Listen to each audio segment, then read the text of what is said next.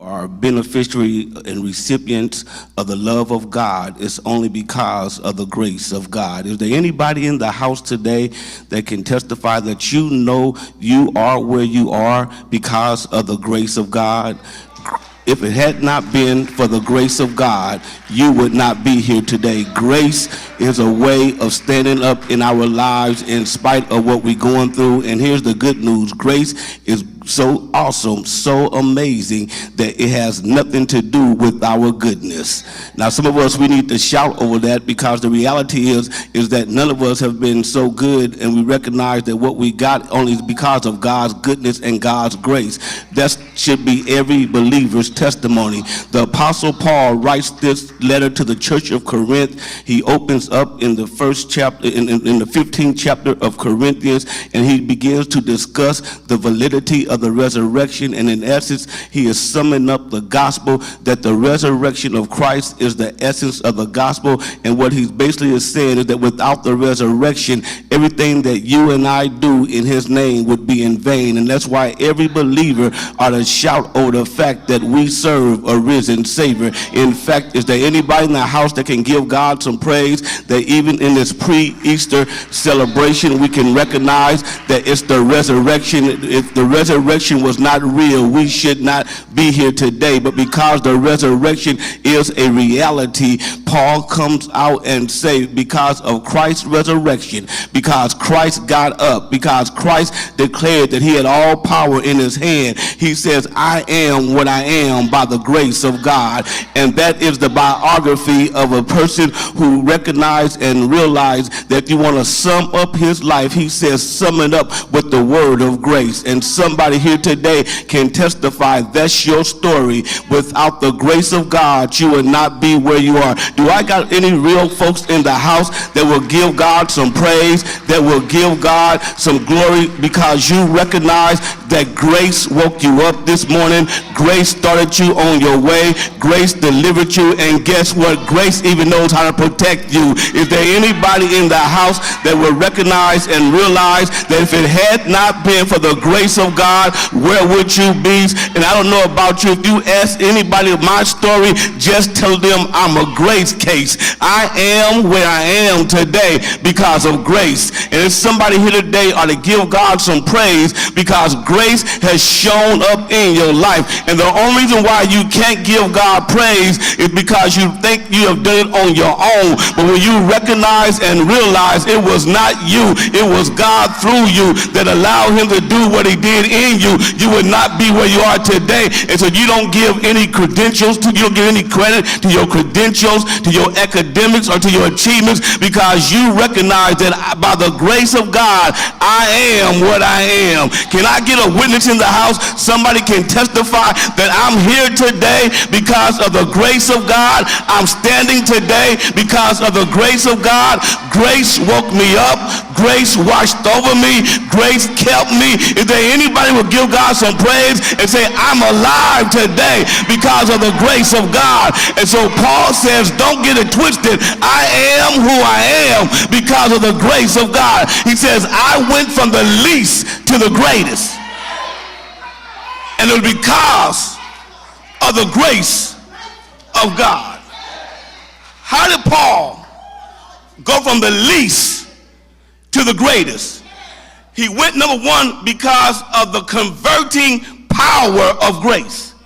Can somebody say the converting power of grace? Paul says, I am that I am because of the converting power of grace. Paul says, I am the least of apostles. I'm unworthy to be called an apostle because I persecuted the church of God. But, now I keep telling y'all, there's some words ought to make you shout. Paul says, I was the least of the apostles. I was unworthy to even be called apostle because I used to be a persecutor of the church. But, y'all make sure shout cute.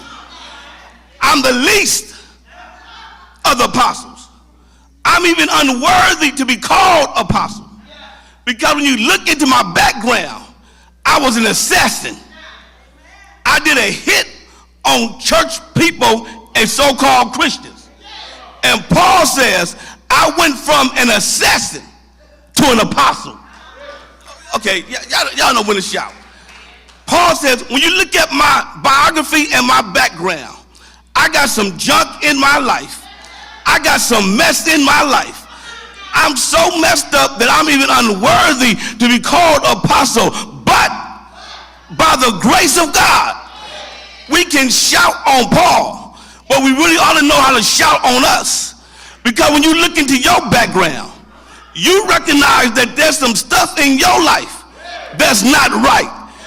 You're unworthy to be where you are. But by the grace of God, God has blessed you. Is there anybody in the house that will give God some praise because of the grace of God has made you who you are? Because Paul says, I had an experience on the Damascus road. And on that experience, on my way to kill Christians, I had an encounter of the Holy Divine. And my encounter with the divine knocked me off my beast, and I saw a light, and God saved my soul. And I wonder today, can anybody testify and give God some praise that God has saved your soul, that grace converted you? What about the power of grace? It exposes my inadequacies. He says, I am the least of the apostles. Y'all missed it. He says, I am what? The least of the apostles. And what he's saying by the fact that he's the least of the apostles, what he's saying is that I have some inadequacies. But the good news of the gospel is that in spite of my inadequacies, God converted me and took my inadequacies and made them assets. And I'm looking at somebody today, you got some issues in your life. You got some inadequacies in your life that has kept you from doing what God has called you to do. You need to know that when God grace get a hold on you, grace will compensate for your inadequacies. And so you don't have no reason to ever feel inadequate when it comes to the things of God, because grace will help you in spite of your inadequacies. And somebody today, you ought to shout because you know you're inadequate. You know you're not all of that, but grace has shown up in your life and have given you the victory, because grace will convert your inadequacies. But watch this. Not only does it expose my inadequacies, he says grace expunges my iniquities. He says, I'm unworthy to be called an apostle because I've persecuted the church. Paul had not just inadequacies, Paul had some what? Iniquities. In other words, Paul had some sins in his life. He transgressed against the law of God. And Paul says, because I was a persecuted, but God saved me and converted me and made me, turn me into a preacher. I went from being a persecutor to a preacher. And somebody today, you ought to shout, because that's your story. You went from a drug addict to delivering God's word. Do I got anybody in the house that can testify that you got some stuff in your background, but God converted your background? As a result of converting your background, God made a way out of no way for you. God has blessed you in spite of you. And I shout today because God has not dealt with me according to my iniquities. He has expunged my iniquities. In other words, in Psalm 32, God has not held them against me. Now everybody in here ought to shout, because when you look at your life, some of the stuff that you've done, God has not held against you. Okay. I know I got at least 50 folks in the house. I'll make 51 that will go ahead and give God some praise, that God has not dealt with you according to the junk in your life, the mess in your life, the sins in your life. God has not dealt with us. He has cleansed the record. He has expunged the record. Because of the converting power of grace, he exposed my iniquities, he expunged my iniquities, and he established my identity. By the grace of God, I am what I am. That deals with my identity. It deals with who I am.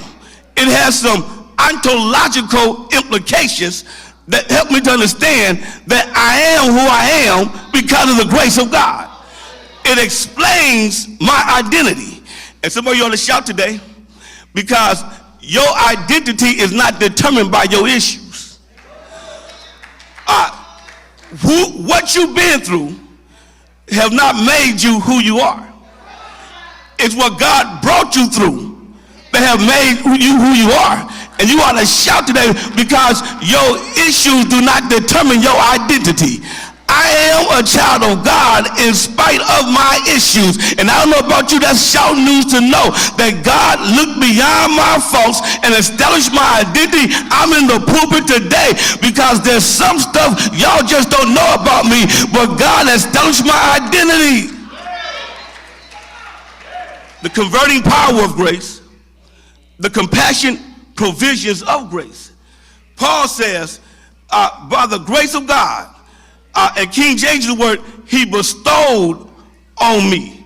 The grace that he bestowed on me. Now that word bestowed is a pregnant word. It's a verb.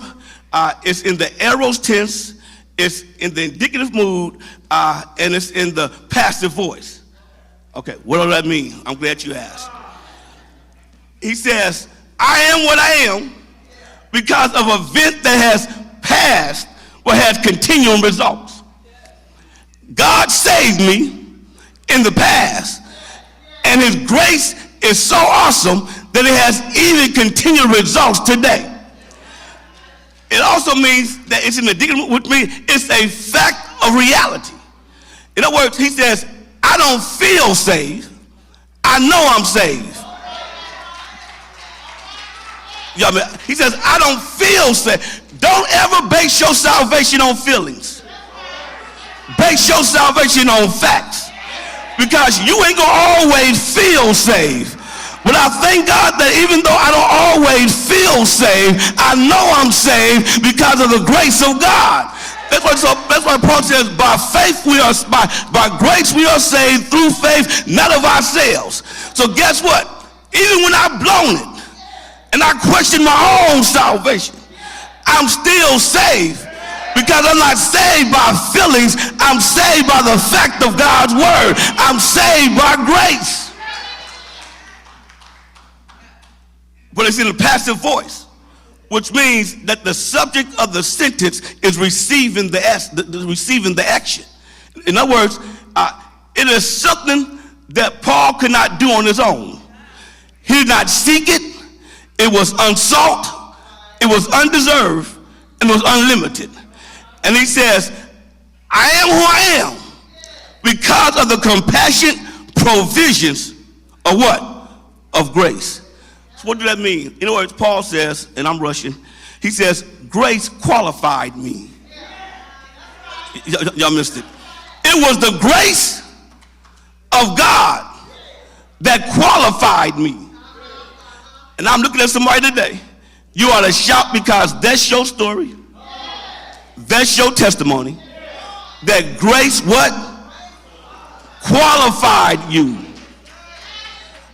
Some of y'all are in positions that you know you're not qualified for. But somehow, some way, God got you in a position that you're making more money than you ever made before in your life. Not because you were qualified, but somehow, some way, God qualified you. Can I get a witness in the house today that God will qualify you? He says, I'm qualified by the grace of God. Not only am I qualified, he says I'm justified. I should not be where I am, but because grace justified me. Y'all missed it. I said, grace justified me. I am who I am because it was grace that justified me. And the only reason why any of us are in church today and saved is because we've been justified by the grace of God. I'm guilty. They got videotapes. They got DNA evidence. They got all the evidence they need against me. But in spite of what they have against me, God has not held it against me because he's justified me by his grace. And that's why you ought to shout on Calvary.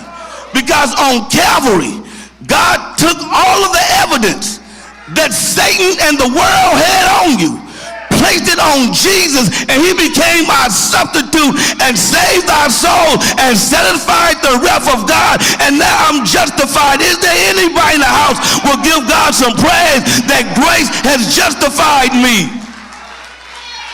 Grace qualified me. Grace justified me. But grace have also sanctified me. He says, I have labored more abundantly than them all, which suggests that Paul has been sanctified. He's been set apart. You know why some things could have happened that didn't happen and should have happened? It's because God has set you apart. Y'all missed it.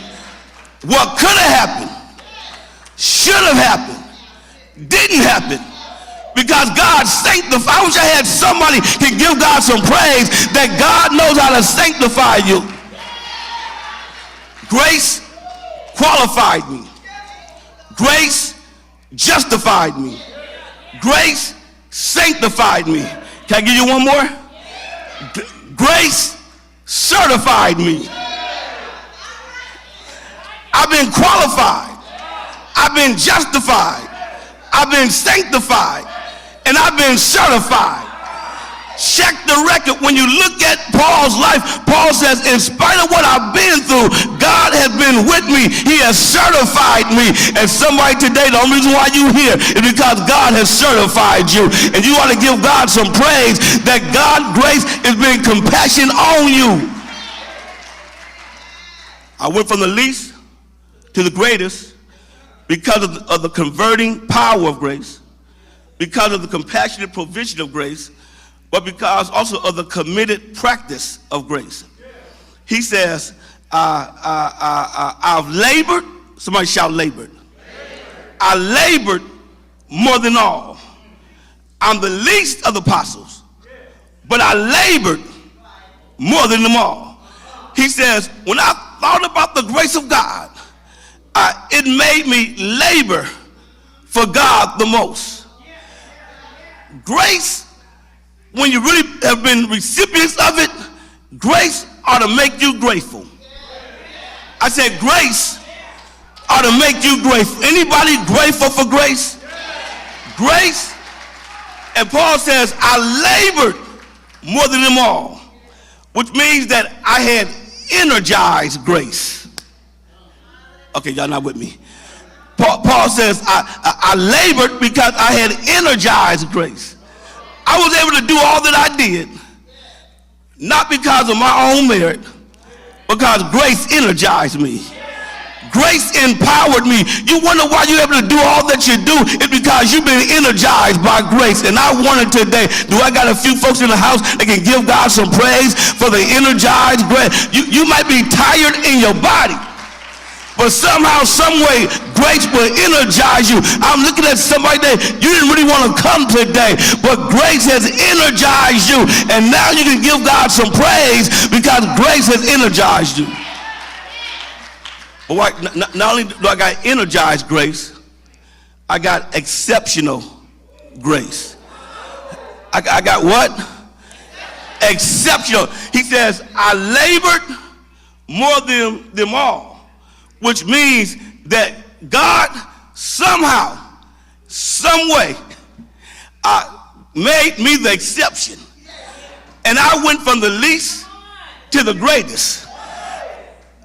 Can you imagine me, Paul, who was a persecutor of the church, but I wrote 14 books of the New Testament that y'all are still reading today?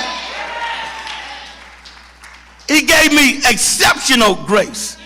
I should not be where I am, but grace made me the exception. And everybody in you ought to shout today, because grace will make you an exception. Is there anybody in the house that can testify that you are an exception?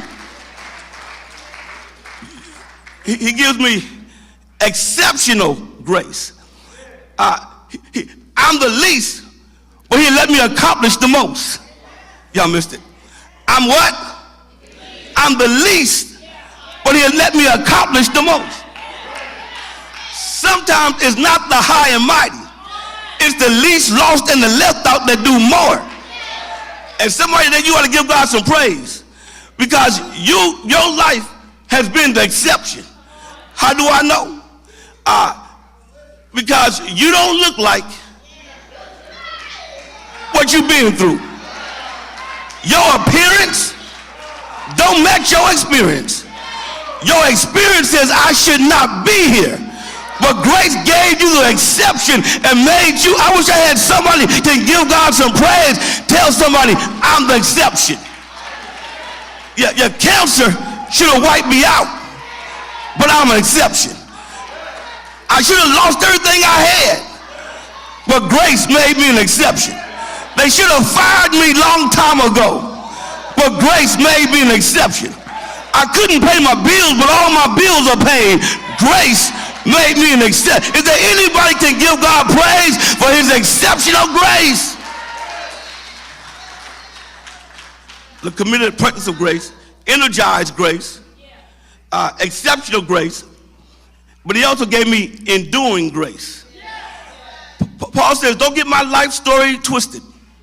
There's some stuff I had to endure.